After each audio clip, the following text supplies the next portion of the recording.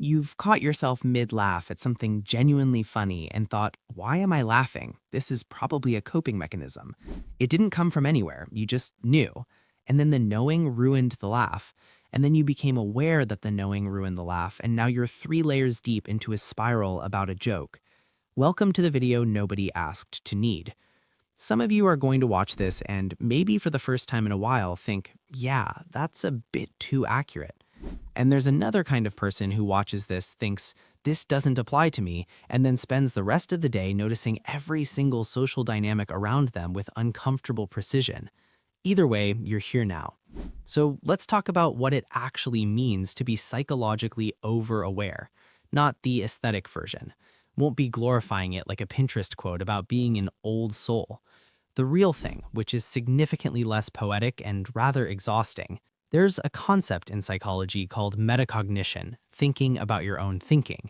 Most people do this occasionally. People who are too aware do it constantly, involuntarily, and at the worst possible moments, like mid-conversation with someone they're trying to seem normal in front of. You'll be talking, and a part of your brain detaches and starts narrating. You just laughed too loud. Now you're overcompensating by being quieter. They noticed. Did they notice?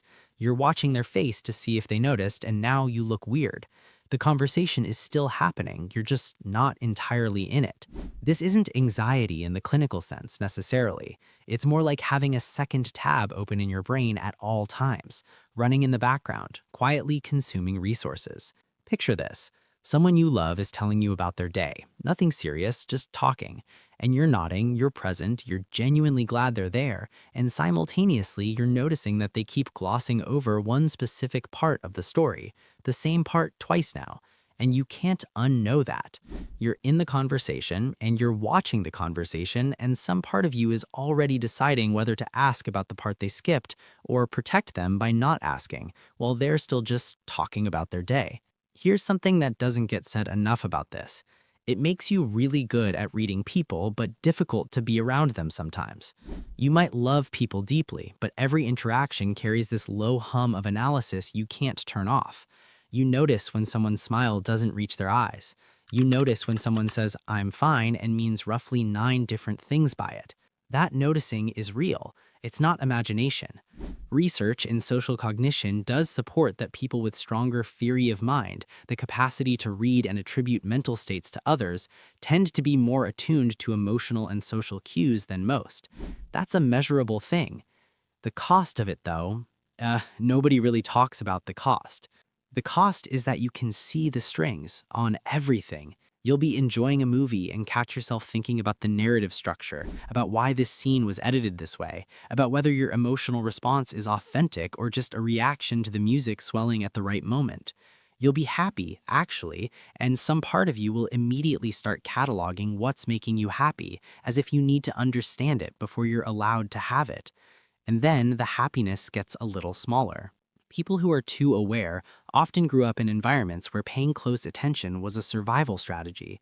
Not necessarily dramatic survival, sometimes it was just homes where moods were unpredictable, where reading the room wasn't a social nicety but a practical necessity. You learned very early that attention was protection, and you got exceptionally good at it. The problem is the threat is gone or changed, but the skill never downregulated. Psychologists who study hypervigilance describe it as a basic human survival mechanism that, once calibrated to threat, continues scanning long after the danger itself has passed. It's like a smoke detector that was set during an actual fire and now goes off every time you make toast. The environment changed, but the nervous system didn't get the memo. There's also this specific flavor of loneliness that comes with it.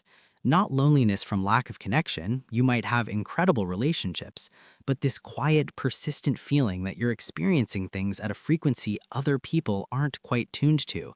You want to be understood at the level you understand others, and it's rare. And you know it is, which makes it worse, because you can't even have the blissful ignorance of not knowing what you're missing.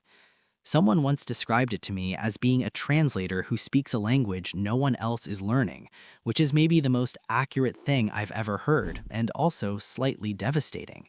Now, and this is important, being too aware does not make you right. That distinction matters enormously. You can be extraordinarily attuned to the patterns of human behavior and still be completely wrong about any individual moment. Awareness is not the same as accuracy. This is where it trips people up. The skill of noticing becomes overconfident in its own conclusions.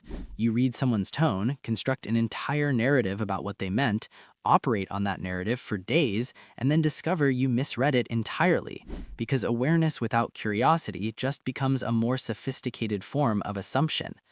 The most aware people I've encountered, the ones who actually seem to use it well, have learned to hold their perceptions loosely, like a hypothesis, not a verdict. There's also this particular relationship with honesty that comes with this. People who are too aware tend to have low tolerance for pretense, not always because they're principled, but because they can see through it so readily that maintaining it feels like effort. They'll be in a conversation that's technically polite and internally be thinking, we both know this isn't what's actually happening right now. It creates this undercurrent of mild existential impatience. The performance of normalcy is just, it's tiring in a way that's hard to explain to people who don't experience it. But here is something worth sitting with. Awareness is not wisdom. They're adjacent but different. You can see everything and understand very little. Insight requires more than observation. It requires integration, time, and a willingness to be surprised by yourself. The people who turn this trait into something useful are the ones who got curious about their own patterns with the same intensity they applied to everyone else's, which is frankly uncomfortable work. Because you might find that some of your perceptions are projections, that some of what you're reading in other people is actually you, that the very hypervigilance that makes you perceptive is also what makes you, occasionally, paranoid. If you're still watching, I want you to hear this. The way you move through the world, this particular mode of experiencing things at very close range, with all its exhaustion and precision and quiet ache, is not a malfunction. It is not something that needs to be fixed or dimmed into manageability unless it's genuinely harming you. It is a way of being human that comes with very specific costs and very specific gifts, and most people who have it have never had anyone just say that plainly. So, there it is. You're not too much.